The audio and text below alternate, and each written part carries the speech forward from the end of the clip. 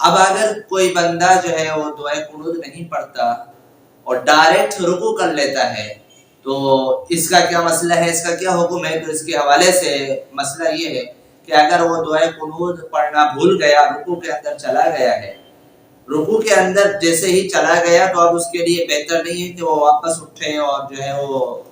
دعائے قنوت کے لیے دعائے قنوت کو پڑھے اور پھر آگے رکوع کرے، نہیں بلکہ اب وہ نیچے چلا گیا، اب یہ ہے کہ باقی نماز کو پورا کر لے، آخر میں سہو کا سجدہ اس کو کرنا پڑے گا، سہو کا سجدہ اس نے کر لیا تو اس کی نماز ٹھیک ہو جائے گی، اور سہو کا سجدہ اگر اس نے نہیں کیا تو پھر اس کی نماز نہیں ہوگی۔ اور دوسری بات یہ کہ کسی نے جو ہے وہ دعائے قنوت کو نہیں پڑھا، یعنی ابھی جو ہے وہ تیسری رکعت کے اندر سورت کے ختم کر لینے کے بعد ہاتھ نہیں اٹھائے اور رکوع میں جا رہا تھا، لیکن ابھی اس کے ہاتھ گھٹنوں کے قریب نہیں ہے، اوپر ہی ہے، تو اس کے لیے یہ حکم ہے کہ وہ ہاتھ اوپر اٹھا لے اور پھر جو ہے وہ دعائے قنوت پڑھ لینے کے بعد پھر رکوع کے اندر جائے، یہ اصل حکم ہے اس کا۔ اللہ اللہ اللہ اللہ نحمده ونصلي على رسوله الكريم، اما بعد فاعوذ بالله من الشيطان الرجيم، بسم الله الرحمن الرحيم، فاقرؤوا ما تيسر من القرآن، صدق الله العظيم۔ عن عبد الله بن بريدة عن أبيه قال سمعت رسول الله صلى الله عليه وسلم يقول الوتر حق فمن لم يوتر فليس منا، او كما قال علیہ الصلوۃ والسلام۔ سامعین محترم، آج نماز وتر کے حوالے سے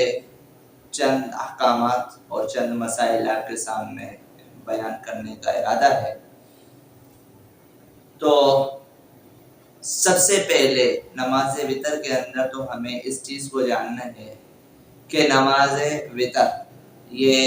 سنت ہے، واجب ہے یا فرض ہے۔ تو اس کی طرف آتے ہیں ہم احادیث کی طرف کہ احادیث مبارکہ سے ہمیں اس چیز کے متعلق کیا چیز ملتی ہے اور اس کا ثبوت کیسے ملتا ہے۔ تو اس کے حوالے سے جو ہے وہ احادیث مبارکہ کے اندر آیا ہے کہ نماز وتر کو پڑھا کرو، اور یہ ابھی خطبے کے اندر میں نے آپ کے سامنے حدیث مبارکہ پڑھی جو عبداللہ بن ابن بریدہ رضی اللہ تعالیٰ عنہ اپنے والد سے نقل کرتے ہیں، کہتے ہیں کہ میں نے رسول اللہ صلی اللہ علیہ وسلم سے یہ سنا کہ وتر کی نماز حق ہے، اور جو کوئی شخص وتر کی نماز نہیں پڑھے گا وہ ہم میں سے نہیں ہے۔ اس طرح 3 مرتبہ صحابی رسول نے آپ علیہ السلام کے ارشاد کو نقل فرمایا ہے، اور یہ روایت ہے امام ابو داؤد رحمہ اللہ نے اپنی کتاب کے اندر جلد نمبر 1 صفحہ نمبر 208 کے اندر تحریر فرمائی ہے۔ تو اس روایت سے وتر کے واجب ہونے کا ثبوت ملتا ہے، اور دیگر روایات مبارکہ سے بھی وتر کی نماز کے واجب ہونے کا ثبوت ملتا ہے۔ اور ایسے ہی امام ابو حنیفہ رحمہ اللہ نے بھی اس کو واجب فرمایا ہے۔ امام ابو حنیفہ رحمہ اللہ نے اس کو واجب فرمایا، اور وہ حضرت عائشہ رضی اللہ تعالیٰ عنہ کی روایت کے مطابق کہ یوتر بثلاث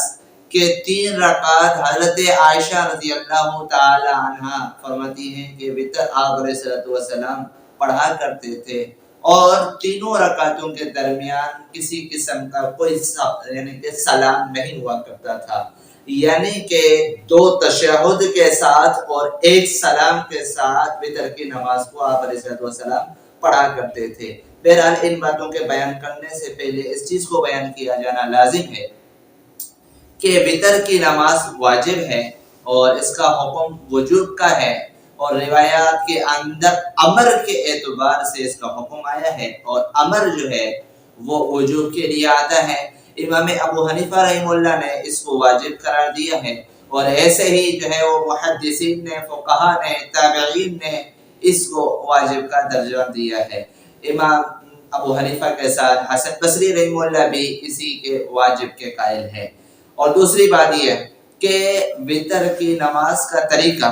وہ یہ ہے کہ پہلی رکعت اور دوسری رکعت جیسے ہم پڑھتے ہیں اسی طرح ہم ادا کریں گے، پڑھیں گے۔ دوسری رکعت کے اندر اتحیات کے اندر اتحیات پڑھ لینے کے بعد فوری طور پر ہمیں آگے درود شریف کو نہیں پڑھنا، اٹھ جانا ہے، اور اٹھ کر تیسری رکعت کو ادا کرنا ہے، اور تیسری رکعت کے اندر جب ہم سورہ فاتحہ کو پڑھ لیں اور اس کے بعد دوسری کسی سورت کو پڑھ لیں تو اب جو ہے وہ ہمیں کیا کرنا ہے، وہ اللہ اکبر کہہ کر ہاتھ جو ہے وہ کانوں میں لو تک اٹھا کر یہ رفع یدین یہاں پر جو ہے وہ وتر کی تیسری رکعت کے اندر کر کے پھر دوبارہ ہمیں ہاتھ باندھ دینے ہیں، اور اس کے بعد ہمیں دعائے قنوت کو پڑھنا ہے، پھر رکوع کرنا ہے، سجدے کرنے، اور آخر میں جو ہے وہ تحیات پڑھنی ہے، درود شریف پڑھنے ہیں، اور درود شریف پڑھ لینے کے بعد دعا پڑھ کر سلام پھیر دینا ہے۔ یہ جو ہے وہ طریقہ وتر کی نماز کا ہے۔ اب اگر کوئی بندہ جو ہے وہ دعائے قنوت نہیں پڑھتا اور ڈائریکٹ رکوع کر لیتا ہے تو اس کا کیا مسئلہ ہے، اس کا کیا حکم ہے؟ تو اس کے حوالے سے مسئلہ یہ ہے کہ اگر وہ دعائے قنوت پڑھنا بھول گیا، رکوع کے اندر چلا گیا ہے، رکوع کے اندر جیسے ہی چلا گیا تو اب اس کے لیے بہتر نہیں ہے کہ وہ واپس اٹھے اور جو ہے وہ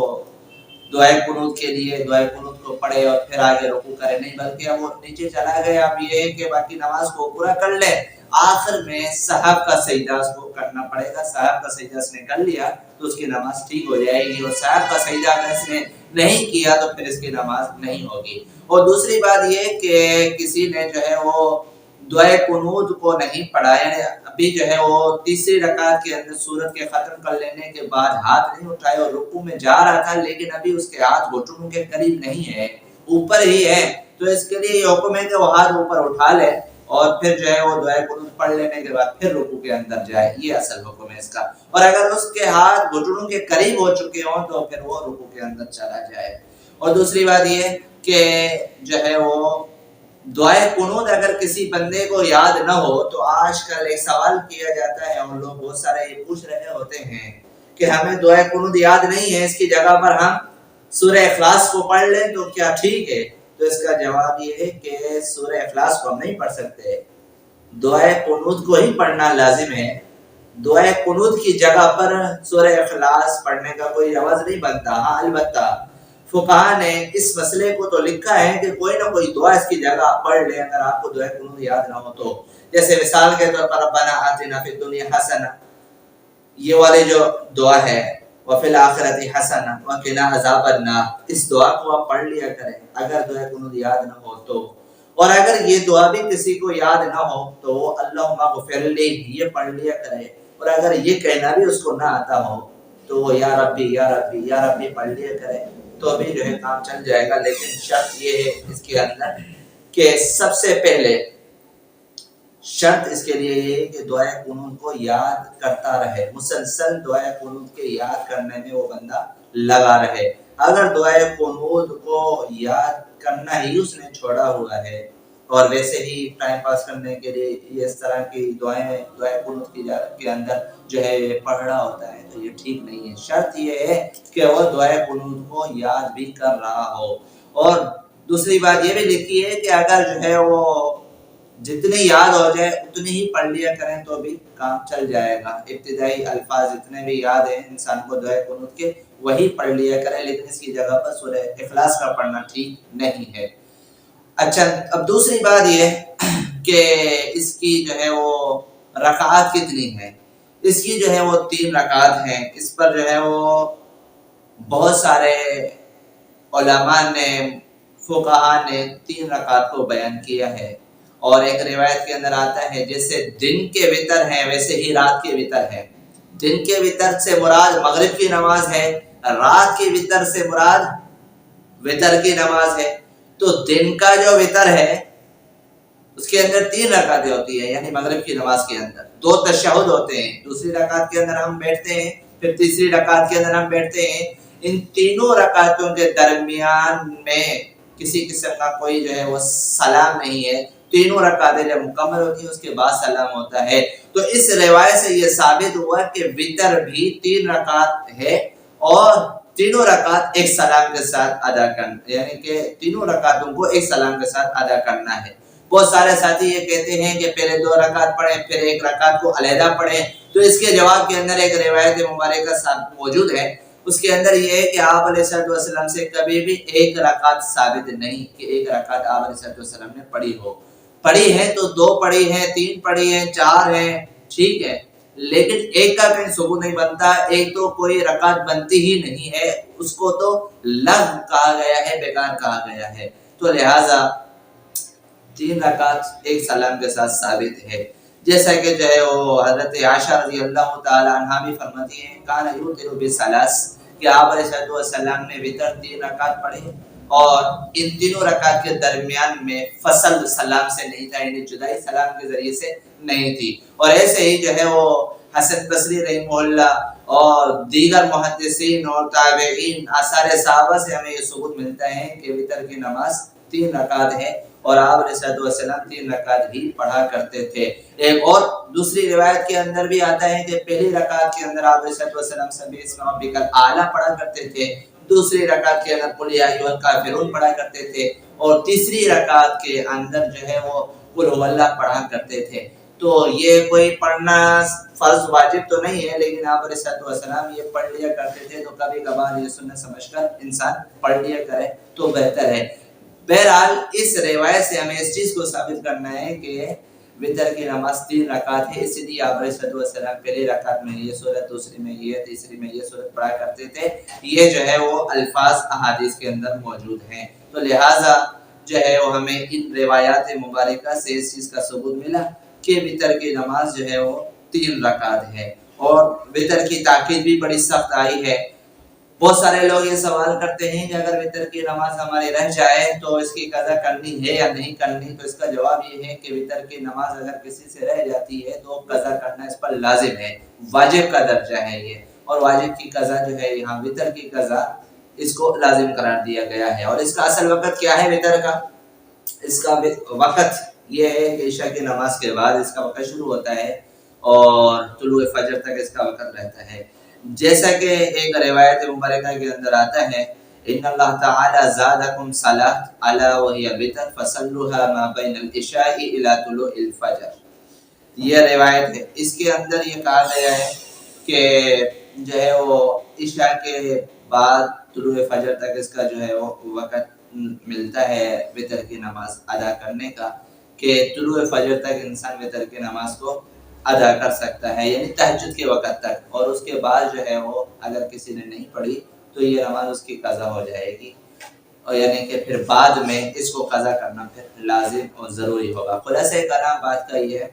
کہ وتر کی نماز واجب ہے اور واجب ہونے پر بہت سارے روایات موجود ہیں. اور دوسری بات یہ کہ وتر کی نماز اگر کسی سے قضا ہو جائے تو اس کا ادا کرنا، قضا کرنا لازم ہے. اور دوسری بات یہ کہ اس کی کل 3 رکعت ہیں ایک سلام کے ساتھ. آپ علیہ السلام سے 3 رکعت کا ثبوت ایک سلام کے ساتھ ثابت ہے، اور اس پر بھی بہت سارے روایات اور جمہور علماء کا اسی پر جو ہے وہ عمل چلتا ہوا آ رہا ہے. اور دوسری بات یہ کہ خلاصتاً یہ بات بیان ہوئی کہ اگر کسی کو دعائے قنوت یاد نہ ہو تو وہ یاد کرتا رہے، جب تک یاد نہ ہو تب تک یا ربی یا ربی یا ربی پڑھتا رہے، یا اللہم اغفر لی پڑھتا رہے، یا ربنا آتنا فی الدنیا والی دعا پڑھتا رہے، یا وہی چند کلمات جو اس کو یاد ہوئے ہوں وہی پڑھتا رہے تو بھی کام چل جائے گا. لیکن شرط یہ بتائی کہ یاد بھی کر رہا ہو دعائے قنوت کو. جو کچھ کہا گیا اللہ تبارک و تعالی سے دعا، اللہ تعالی ہمیں عمل کرنے کی توفیق عطا فرمائے. وآخر حسبی اللہ و نعم الوکیل، نعم المولا و نعم النصیر. حسبی اللہ